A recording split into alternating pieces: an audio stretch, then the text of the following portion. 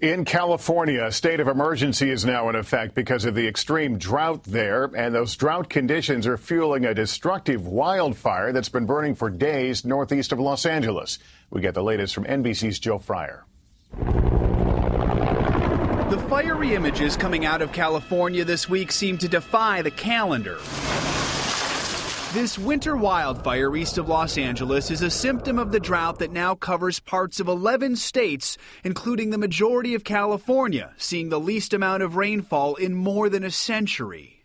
It shouldn't be this dry. For farmer Joe Del Bosque, concern is growing that many of his crops won't be growing. Now we're looking over here at our proposed cantaloupe field. In a normal year, he would start planting his cantaloupe fields in late March or early April, but this year he's in limbo. It makes no sense to plant it if you don't have water. The impact of that decision would be great. During the 2009 dry spell, Del Bosque's payroll shriveled by 35%. Just now getting back on his feet, here comes another drought. It'll hurt us economically, and if we have a drought again next year, it could be the end of my farm. It really could be.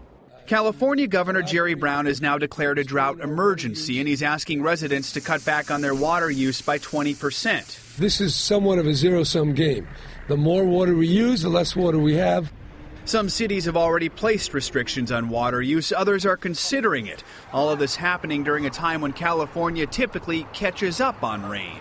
The drought is bad here in California and throughout the West, and we are not seeing any significant changes coming this way for several months. And the message on farmer Joe Del Bosque's license plate is a reminder the impact stretches beyond California. If the ground is idled, there's not going to be those fruits and vegetables in the produce section.